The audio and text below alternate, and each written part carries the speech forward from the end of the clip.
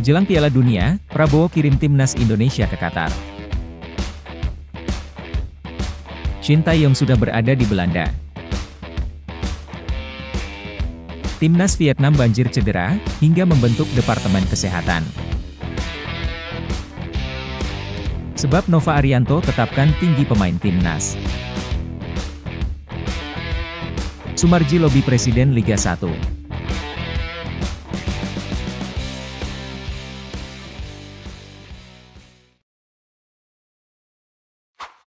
Mohon subscribe channel Timnasku Indonesia agar tidak ketinggalan informasi Timnas Indonesia.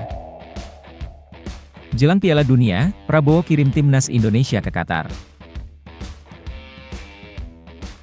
Saat berkampanye di bulan Desember, calon Presiden Prabowo Subianto berjanji akan mengirim skuad Timnas Indonesia U20 ke Qatar sebagai salah satu persiapan rencana Indonesia maju sebagai tuan rumah Piala Dunia U20 2025. Janji adalah suatu yang harus ditepati. Saat itu saya pernah berjanji mengirim tim U17 untuk melakukan persiapan di Qatar, tapi karena waktu yang sangat mepet dengan Piala Dunia U17 hal itu belum terlaksana. Kini seiring dengan misi Indonesia mencalonkan tuan rumah Piala Dunia U20 2025, saya akan menunaikan janji saya, mengirim timnas U20 untuk persiapan jangka panjang di Qatar, ujar Prabowo, tanggal 14 Desember 2022 lalu. Nantinya timnas Indonesia U20 akan menjalani persiapan di Aspire Qatar, yang merupakan salah satu akademi sepak bola terbaik di dunia. Aspire akademi terbaik di dunia, mungkin sejajar dengan La Masia di Barcelona yang luar biasa. Tapi kerjasama dengan La Masia lebih sulit. Berkat hubungan baik saya dan Pak Erik dengan tokoh Qatar, ini soal persahabatan. Mereka lebih terbuka dengan Indonesia, ujar Prabowo saat pembukaan Nusantara Open U17 2023 di Akademi Sepak Bola Garuda Yaksa, Bekasi. Kini Prabowo kemungkinan akan menjadi Presiden Indonesia menggantikan Joko Widodo yang pada akhir tahun nanti jabatannya akan habis. Patut kita tunggu janji Prabowo memajukan sepak bola di tanah air. Shin Tae-yong sudah berada di Belanda. Pelatih Timnas Indonesia, Shin Tae-yong, telah tiba di Belanda untuk melaksanakan tugasnya selama 2 pekan. Tujuannya adalah mengecek kondisi pemain skuad Garuda. Pelatih asal Korea Selatan ini telah lama merencanakan perjalanannya ke Belanda, dan rencananya itu muncul setelah Timnas Indonesia berlaga di Piala Asia 2023. Saat itu, lini depan Timnas Indonesia dikritik keras karena dianggap lemah dan kesulitan mencetak gol. Tim Merah Putih saat ini sedang berjuang di kualifikasi Piala Dunia 2026 zona Asia, dan catatan mereka di ajang ini belum begitu memuaskan. Melalui akun Instagramnya, Shin Tae-yong membagikan aktivitas terbarunya sejak di ruang tunggu bandara, di pesawat, hingga tiba di Belanda. Dia menjelaskan bahwa perjalanannya ke Eropa ini termasuk dalam rangka mengecek kondisi pemain secara menyeluruh dan kunjungan ke klub-klub. Setelah beristirahat sejenak di kampung halaman pasca Piala Asia 2023, Shin Tae-yong kembali ke Indonesia pada tanggal 27 Februari 2024 malam. Namun, tanpa menunggu lama, dia langsung terbang ke Belanda. Dalam kunjungannya, Shin Tae-yong akan memantau pemain-pemain Indonesia yang bermain di Belanda, termasuk Rafael Struijk dan Ivar Jenner. Selain itu, ada juga pemain-pemain seperti Tom Haye dan Nathan Choeon yang diyakini akan menjadi warga negara Indonesia, serta Ragnar Oratmangoen di klub Fortuna Sittard, yang semuanya berlaga di Liga Belanda atau Eredivisie. Meski masih muda, para pemain ini memiliki potensi besar, dan Shin Tae-yong mungkin akan mempertimbangkan mereka untuk Piala Asia U23 2024, asalkan klub mereka melepaskan mereka untuk bergabung, seperti ADO Den Haag dan Utrecht. Timnas Vietnam banjir cedera, hingga membentuk Departemen Kesehatan. Laga kualifikasi Piala Dunia 2026 zona Asia memasuki putaran 2, dan Timnas Indonesia akan menghadapi tantangan berat melawan Vietnam. Pertandingan pertama akan digelar di Stadion Gelora Bung Karno, Jakarta, pada 21 Maret 2024, sementara pertemuan kedua akan berlangsung di Stadion Nasional Maidin, Hanoi, pada 26 Maret 2024.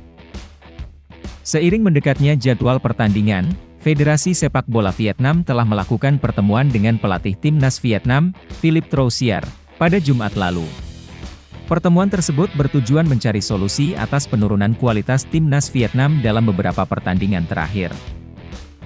Troussier menghadapi tantangan dengan kehilangan sejumlah pemain kunci seperti Kue Ngok Hai, Van Lam, Bui Tindung, Van Hao, Tin Lin, Huang Dek, Tan Chong, dan Tan Hen Han di Piala Asia karena cedera. Sebagai respons, Federasi Sepak Bola Vietnam membentuk Departemen Kesehatan yang bekerja sama dengan rumah sakit untuk fokus pada penelitian kesehatan dan pendampingan cedera pemain. Meski Doan Van Hao dan Kue Ngok dipastikan absen melawan Indonesia, kabar ini memberikan optimisme bagi timnas Indonesia dalam kualifikasi Piala Dunia. Namun, Vietnam tetap berupaya mempersiapkan diri untuk agenda internasional selanjutnya. Sambil menyiapkan pertemuan melawan Indonesia, Troussier juga terlibat dalam persiapan Vietnam U23 untuk Piala Asia U23 2024.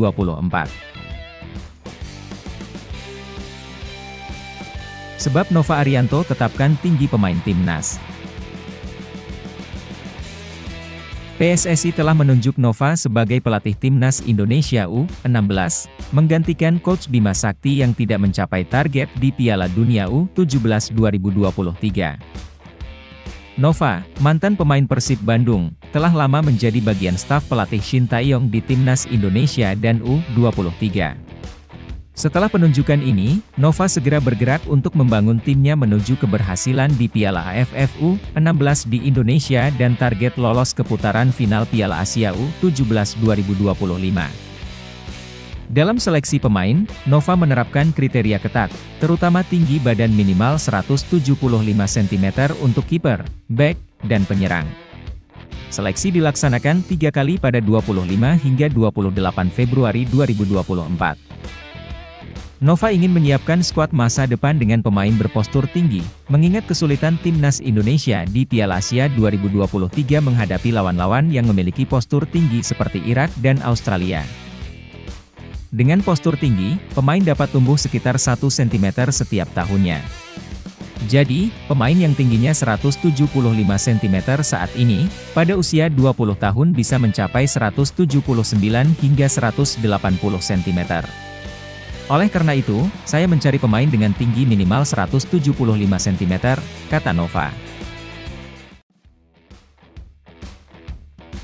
Sumarji lobi Presiden Liga 1.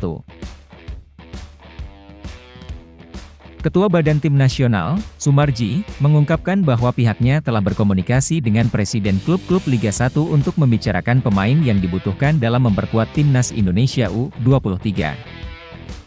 Sumarji berharap agar Presiden klub dapat memberikan pengertian kepada para pelatihnya mengenai kebutuhan pemain untuk timnas.